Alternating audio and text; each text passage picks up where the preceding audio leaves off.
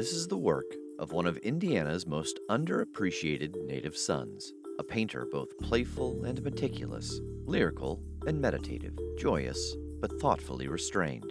Felrath Hines is a Hoosier native, a world-renowned art conservator, and, most importantly, a painter of great skill and artistry. Born in Indianapolis in 1913, Samuel Felrath Hines, or Fel to his friends, was an urbane sophisticate that thrived in New York's elite art world. But his early days in Indiana guided this man of singular talent and ambition.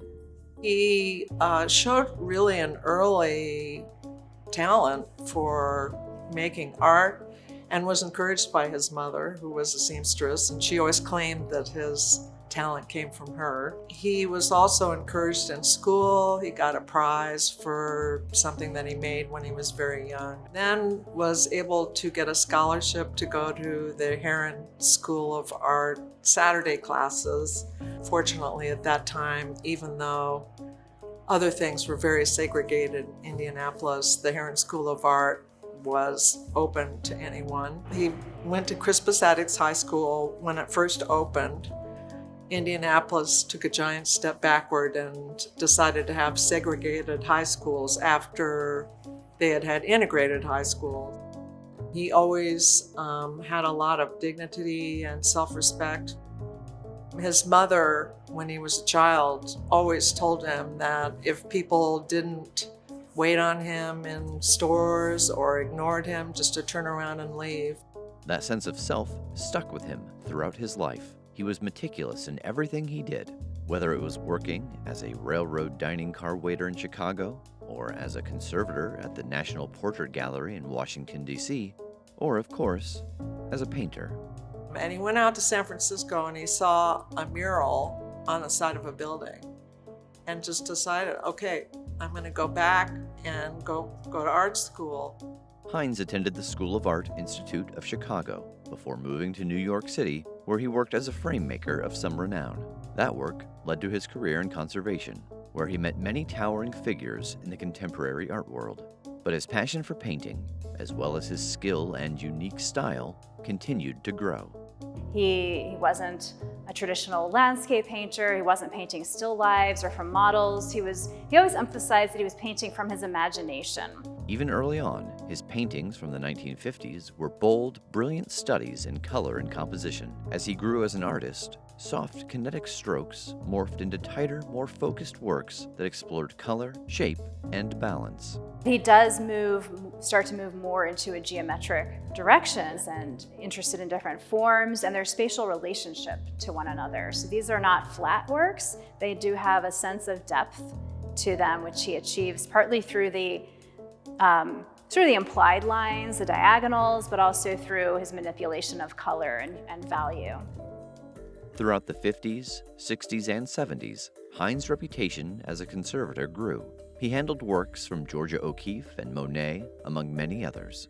All the while, his paintings never found the right audience. So the fact that he was a Black artist working in an abstract mode also limited his exhibition opportunities during his lifetime because there were expectations that Black artists would be painting quote-unquote Black subject matter. Therefore, museums, let's say in the 50s, 60s, 70s, they didn't really know what to do with his work. He was part of an African-American artist group called Spiral. It was meant to bring greater recognition to artists of color, but his abstract works did not fit what many in the art world expected from an African-American artist. Felrath Hines was deeply engaged with the civil rights movement. Matters of race were actually very important to him, but he didn't want to incorporate that into his art. He was particularly interested in the formal qualities of his painting.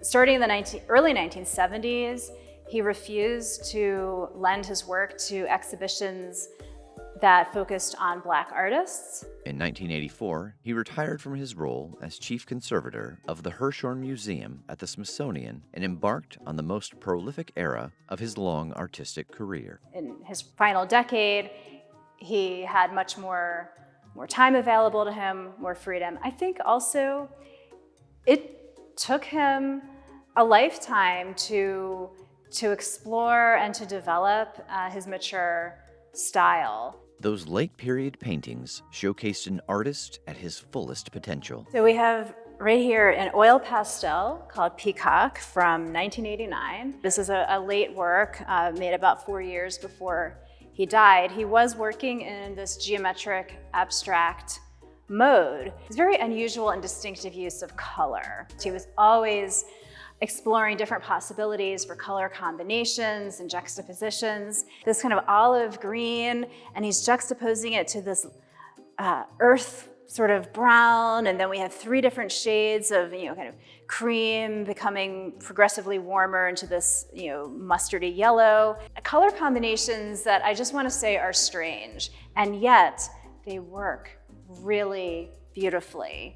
What distinguishes his work from other geometric abstractionists of his era is this really unexpected use of color. Even with his prodigious output of profoundly original work late in his life, Hines is still a relative unknown, even here in Indiana. He refused to be in black shows, but he also wasn't accepted by the critical art world for his abstract work, which is what he wanted to be judged by. It's really interesting today because there's a lot of emphasis on black artists, and Felrath Hines is almost always left out. I think in the curatorial or museum art world, he is very well respected. In Indiana, as far as a household name, certainly not. But that's starting to change. The Indiana Historical Bureau has recently placed a marker celebrating Hines and his work at his alma mater. Indiana State Museum and Historic Sites wanted to commemorate Felrath Hines in this manner with a historical marker so that there would be a visible representation at his alma mater, Crispus Attucks High School. More than a few of his pieces have found homes in museums back here in Indiana, where a curious Hoosier can endeavor to find the dazzling work of a truly remarkable artist.